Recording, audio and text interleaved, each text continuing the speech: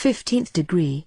Knight of the East or of the Sword. Knight of the East, of the Sword, or of the Eagle. This degree, like all others in Masonry, is symbolical. Based upon historical truth and authentic tradition, it is still an allegory.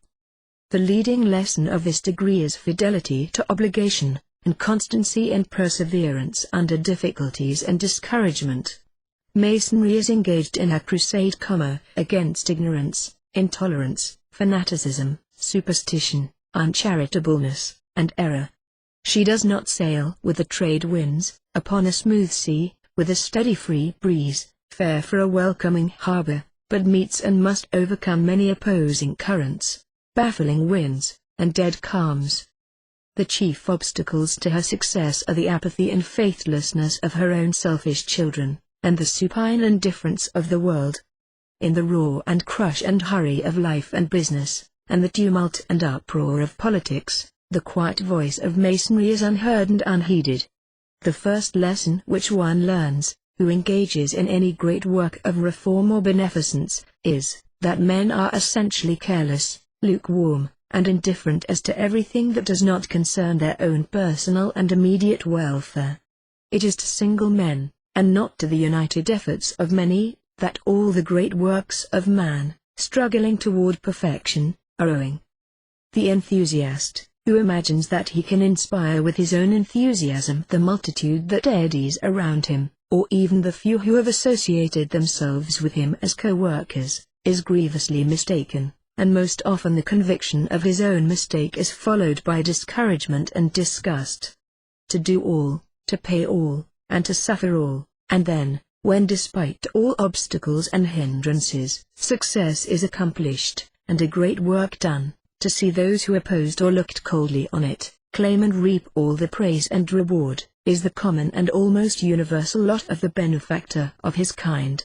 He who endeavors to serve, to benefit, and improve the world, is like a swimmer, who struggles against a rapid current, in a river lashed into angry waves by the winds. Often they roar over his head, often they beat him back and baffle him. Most men yield to the stress of the current, and float with it to the shore, or are swept over the rapids, and only here and there the stout, strong heart and vigorous arm struggle on toward ultimate success. It is the motionless and stationary that most frets and impedes the current of progress. The solid rock or stupid dead tree, rested firmly on the bottom, and around which the river whirls and eddies, the masons that doubt and hesitate and are discouraged, that disbelieve in the capability of man to improve, that are not disposed to toil and labor for the interest and well-being of general humanity, that expect others to do all, even of that which they do not oppose or ridicule, while they sit, applauding and doing nothing, or perhaps prognosticating failure. There were many such at the rebuilding of the temple. There were prophets of evil and misfortune, the lukewarm and the indifferent and the apathetic, those who stood by and sneered, and those who thought they did God service enough if they now and then faintly applauded. There were ravens croaking ill omen, and murmurers who preached the folly and futility of the attempt. The world is made up of such, and they were as abundant then as they are now. But gloomy and discouraging as was the prospect, with lukewarmness within and bitter opposition without, our ancient brethren persevered. Let us leave them engaged in the good work, and whenever to us, as to them, success is uncertain, remote, and contingent, let us still remember that the only question for us to ask, as true men and Masons, is, what does duty require, and not what will be the result and our reward if we do our duty. Work on, the sword in one hand, and the trowel in the other. Masonry teaches that God is a paternal being, and has an interest in his creatures, such as is expressed in the title Father, an interest unknown to all the systems of paganism, untaught in all the theories of philosophy, an interest not only in the glorious beings of other spheres, the sons of light, the dwellers in heavenly worlds, but in us, poor, ignorant, and unworthy, that he has pity for the erring, pardon for the guilty, love for the pure, knowledge for the humble, and promises of immortal life for those who trust in and obey him. Without a belief in him, life is miserable, the world is dark, the universe disrobed of its splendors, the intellectual tie to nature broken, the charm of existence dissolved, the great hope of being lost, and the mind, like a star struck from its sphere, wanders through the infinite desert of its conceptions, without attraction, tendency, destiny, or end.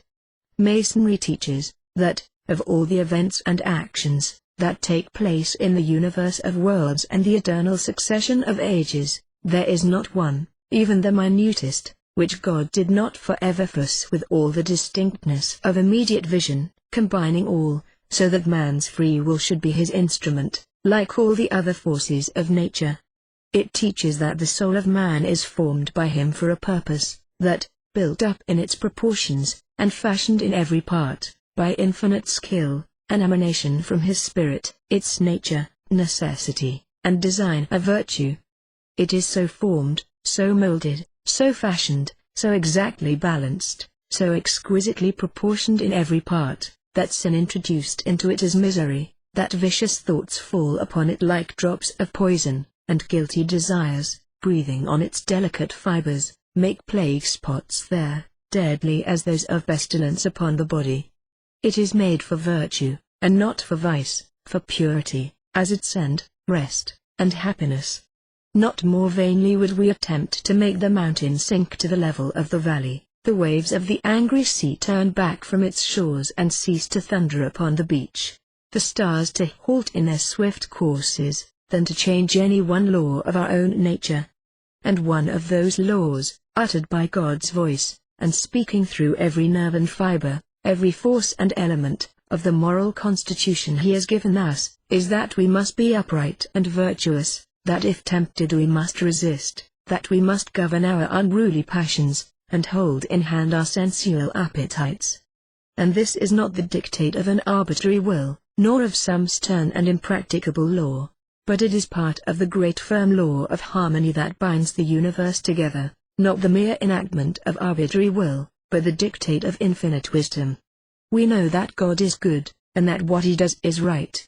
This known, the works of creation, the changes of life, the destinies of eternity, are all spread before us, as the dispensations and counsels of infinite love. This known, we then know that the love of God is working to issues, like itself, beyond all thought and imagination good and glorious, and that the only reason why we do not understand it, is that it is too glorious for us to understand. God's love takes care for all, and nothing is neglected. It watches over all, provides for all, makes wise adaptations for all, for age, for infancy, for maturity, for childhood, in every scene of this or another world, for want, weakness, joy, sorrow, and even for sin. All is good and well and right, and shall be so forever.